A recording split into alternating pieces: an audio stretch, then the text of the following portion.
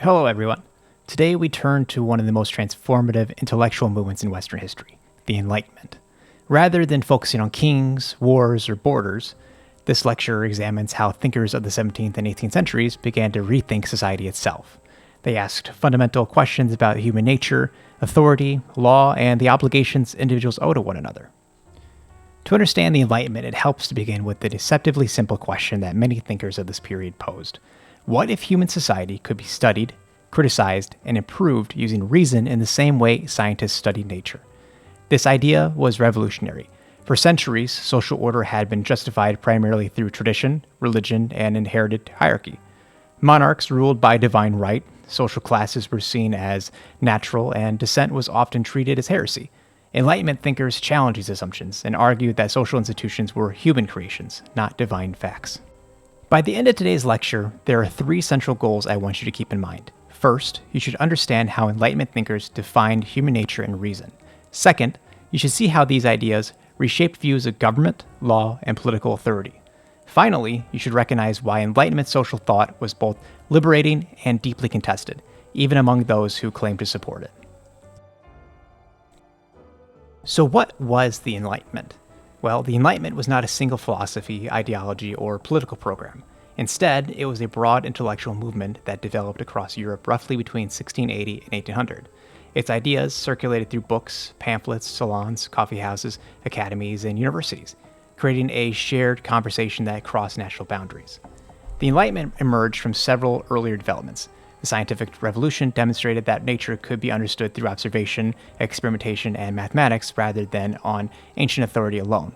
The religious wars of the 16th and 17th centuries left Europe exhausted and deeply suspicious of dogmatism and fanaticism.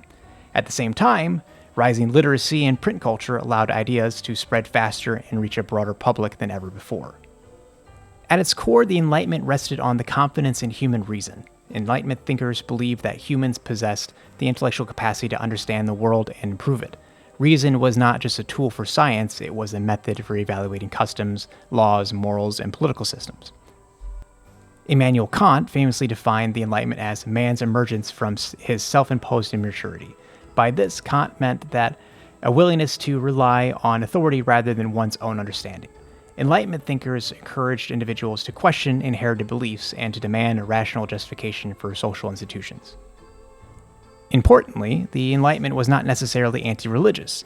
Many thinkers remained believers, but they rejected superstition, miracles, intolerance, and clerical domination.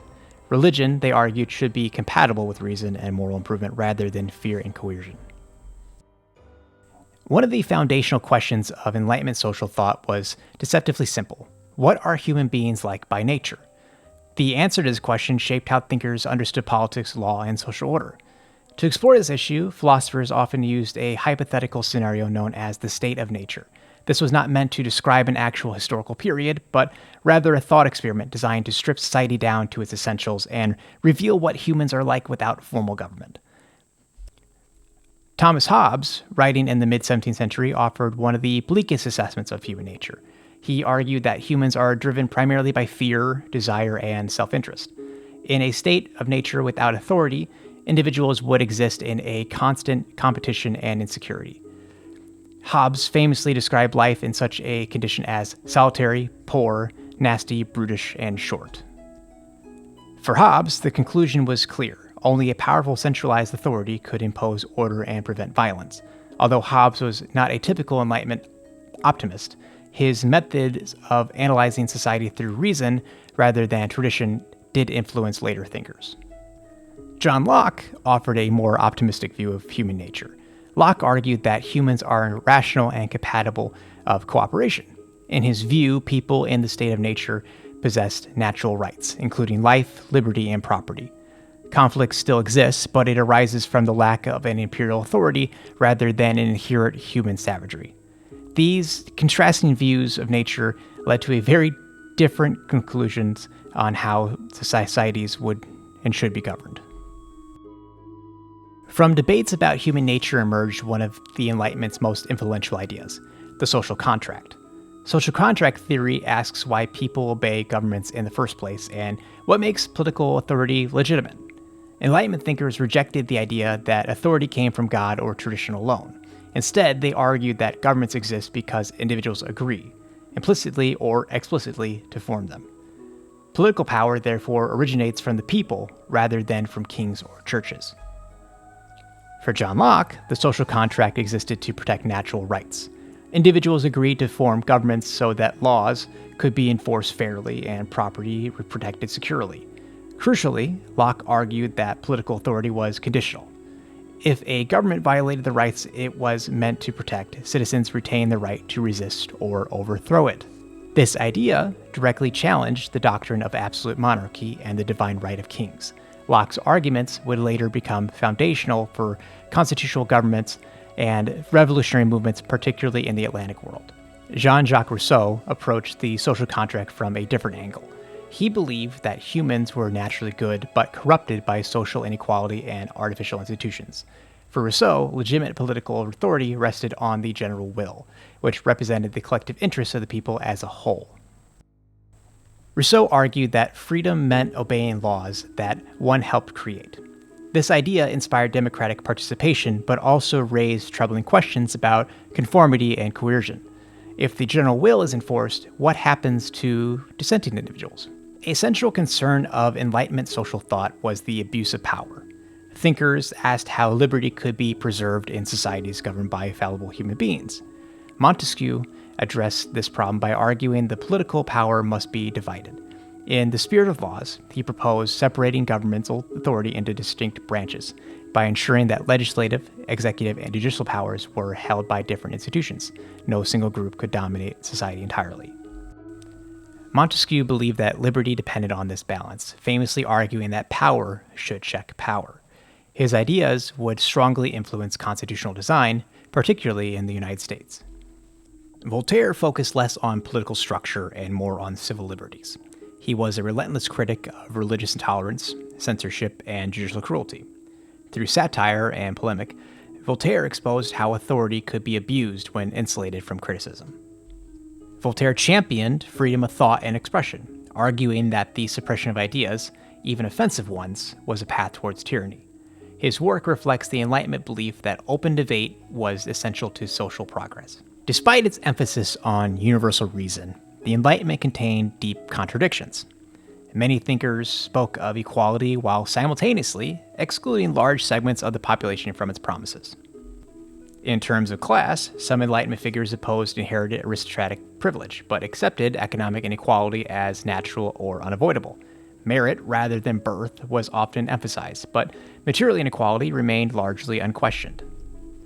Women were largely excluded from political rights and Enlightenment thought. Most philosophers assumed that women were naturally suited to domestic roles rather than public life. However, this exclusion was challenged by figures such as Mary Wollstonecraft. In A Vindication of Rights of Women, Wollstonecraft argued that women were rational beings capable of moral and intellectual development. She insisted that inequality was produced by limited education rather than biological inferiority, and that a true enlightened society must include women as full citizens. The Enlightenment also struggled with questions of race and slavery. While some thinkers condemned slavery as a violation of natural rights, others justified it using distorted claims about civilization and reason. These contradictions reveal the limits of Enlightenment universalism. Enlightenment ideas were not confined to books or salons. They influenced legal reforms, educational systems, and political institutions across Europe and the Atlantic world. Some rulers adopted the language of reason and reform while maintaining strong centralized authority. This phenomenon, also often called the Enlightened absolutism, claimed that a rational monarch could rule in the best interest of the people without granting political participation. These reforms sometimes improved legal systems and administration, but they also revealed a tension with Enlightenment thought. Could freedom and reason truly flourish under authoritarian rule, even if that rule claimed to be benevolent? The Enlightenment permanently reshaped how people think about society and authority. It encouraged individuals to ask who should rule, why should they rule, and what obligations governments owe to their citizens. Many modern assumptions about rights, laws, equality, and liberty are rooted in Enlightenment social thought. At the same time, its exclusions and contradictions remind us that reason alone does not guarantee justice. As we move forward in this course, we will see how Enlightenment ideas fueled revolutions, inspired reform, and provoked backlash. The Enlightenment did not provide final answers, but it taught societies how to question authority itself. That willingness to question may be its most enduring legacy.